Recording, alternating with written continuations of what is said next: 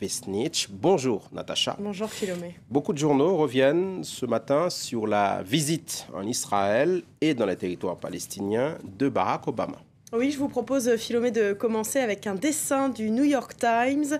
On y voit Barack Obama s'adresser à Benjamin Netanyahou.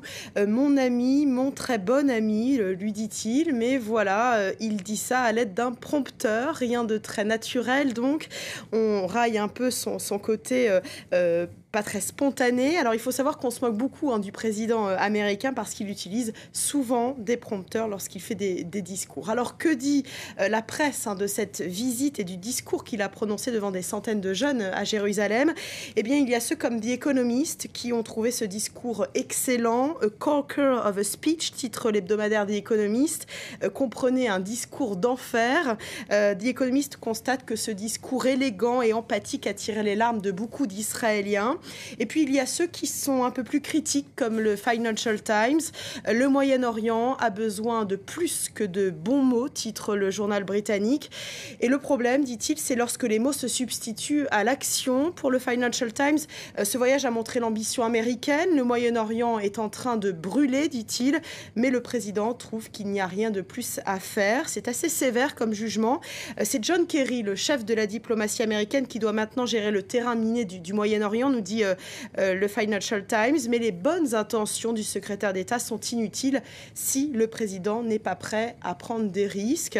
Et le Financial Times s'interroge enfin, pourquoi Obama est-il prêt à utiliser la force contre l'Iran, notamment, comme l'affirment beaucoup de ses proches collaborateurs. Et pendant ce temps-là, il n'a pas de plan d'action pour faire avancer, pour résoudre le conflit israélo-palestinien. La question reste en suspens à la fin de l'article. Et la presse israélienne, que dit-elle de cette visite ? Eh bien, les mitigés, Philomé, à l'image de l'éditorial du journal Haaretz, qui cite Obama, la paix est nécessaire, a-t-il dit, la paix est juste, la paix est possible. Et en disant ces mots, eh bien, Haaretz trouve que l'homme le plus puissant du monde est arrivé dans le pays le plus menacé du monde pour promettre l'amour. Il nous a donné de l'amour à chaque seconde, dit Haaretz, dans chacun de ses discours, dans chacun de ses gestes. Le ton est ironique, vous l'aurez compris.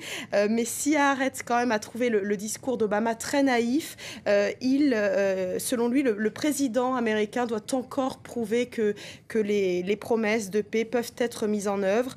Le journal trouve aussi qu'il a donné la bonne direction malgré tout et que les Israéliens doivent suivre ce chemin. On passe à un autre sujet, on passe à Chypre. Que dit la presse anglo-saxonne de cette crise chypriote? Alors, le New York Times, lui, s'interroge sur les conséquences d'une sortie de Chypre de la zone euro. Pour les Chypriotes, cela serait dévastateur, nous dit le journal américain.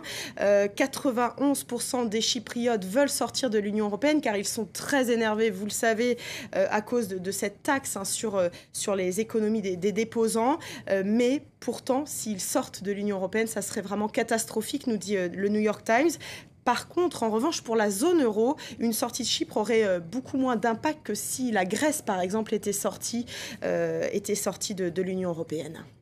Le Financial Times qui s'interroge par ailleurs sur cette histoire chypriote, sur le rôle de la Russie dans cette crise. Oui, rôle très important, on l'aura compris, tout a un prix, nous dit le Financial Times, et la Russie va chercher à vendre plus de gaz à l'Europe et augmenter ainsi la dépendance énergétique de l'Europe. Le Daily Mail, lui, va plus loin pour le journal britannique. Si Chypre tombe entre les griffes de Poutine, eh bien, l'Occident aura perdu sa première bataille dans la nouvelle guerre froide. Voilà, c'est carrément dit, c'est la nouvelle guerre froide que se livrent l'Occident et la Chypre, car si la Russie aide la Chypre, eh bien, elle cherchera bien sûr à obtenir une base navale là-bas et elle voudra avoir accès au gaz qui est très présent en mer Méditerranée. L'Europe, vous l'aurez compris, a donc tout intérêt à trouver une solution et éviter que Chypre se tourne vers la Russie. Merci Natacha Vesnich. C'était la revue de presse internationale. Dans un instant, le chapitre économie de Paris Direct. Il sera question de Chypre. L'Union européenne lui donne jusqu'à lundi pour trouver 6 milliards d'euros pour compléter son plan de sauvetage. À défaut, c'est la faillite. Un plan B serait à l'étude. Nous verrons quelles